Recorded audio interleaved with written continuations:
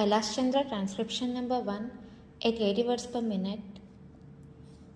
Get ready, start.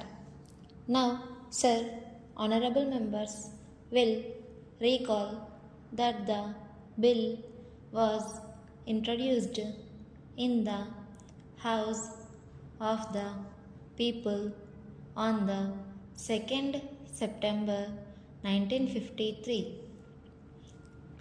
It has had a long history and in one form or another. It has been before the public since the end of 1949. In the statement of objects and reasons, the various stages through which the bill has passed since 1946 have been summarized, and I need not recapitulate on this occasion the circumstances in which the then Government of India took the decision in early 1946 to initiate an inquiry into the reform of our company law. I would remind honorable members that between 1946 and 1948 the entire field of company law was carefully reviewed by two distinguished company lawyers who were appointed to recommend the broad lines on which the present act should be revised. Their recommendations were examined in the then Ministry of Commerce, and certain tentative departmental views which emerged were circulated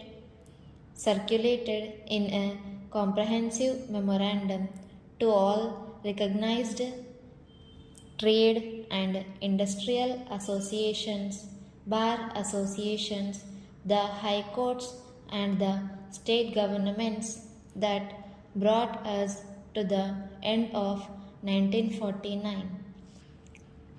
Many representations on this memorandum were duly received from chambers of commerce, trade and industrial associations, state governments and the general public.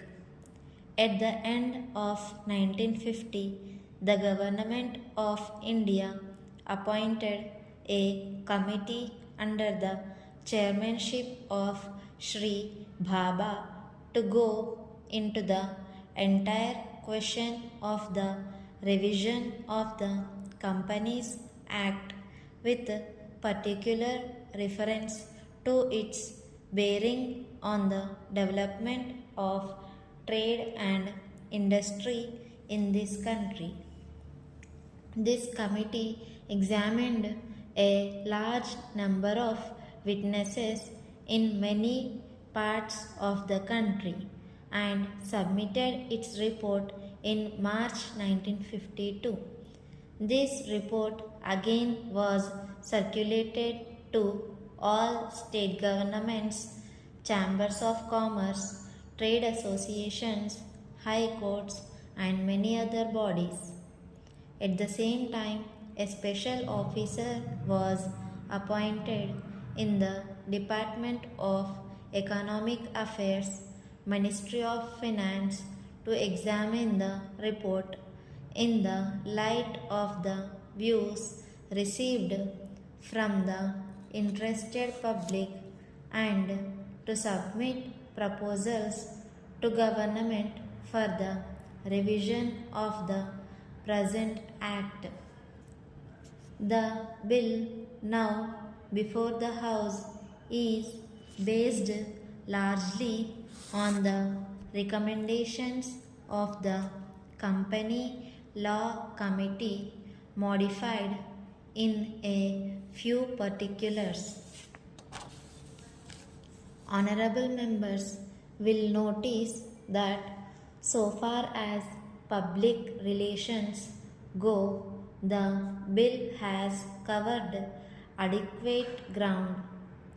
In a measure like the Companies Bill, however, which covers the entire field of the operation of joint stock companies, the limits of consultation and discussion can never be exhausted, and I would like to inform honorable members that although the bill was introduced in Parliament over 7 months ago, our officers have been engaged throughout this period in further studies and informal discussions with the interest concerned, and on occasions I have also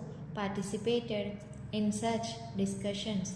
I have also given some further thought to some of the issues arising out of the bill, and I propose at the appropriate stage to bring before the Select Committee any changes in the provisions of the bill which seem to me to be worthy of the consideration in the light of this further examination. No honorable members will have noticed that the bill contains 6 clauses and 12 schedules.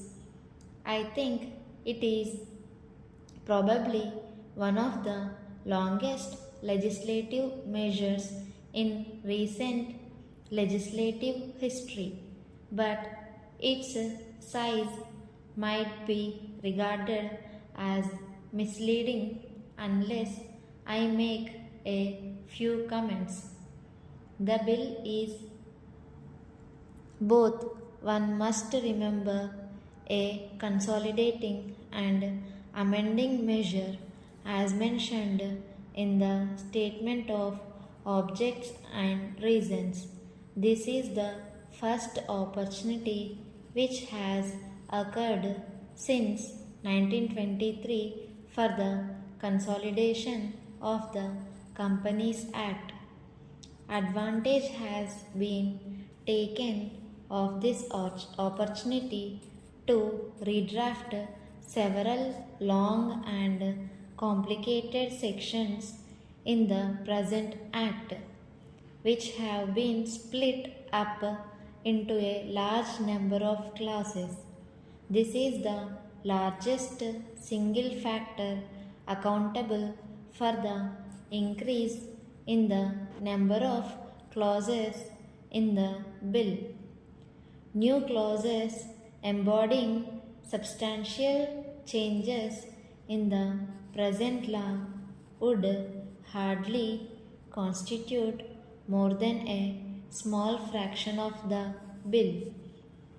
I would also draw attention to the structural changes in the bill to which a reference has been made in the statement of objects and reasons. The redraft of the bill and the rearrangement of the existing chapters in the Companies Act in a more logical order have, I think, resulted in a noticeable improvement in the form of the bill, and I hope will facilitate better understanding and appreciation of the scheme. I wish that the Act which came into effect long ago was implemented properly. I know that the minister here is very earnest in implementing it, but unfortunately, his colleagues at the state level are disappointing him. Unfortunately, no steps have been taken for trimming or toning up the administration at the state level and at the district level. They have to be taken immediately. Thank you for watching. Subscribe for more shorthand dictations. Like and share this dictation with your friends and comment your doubts below.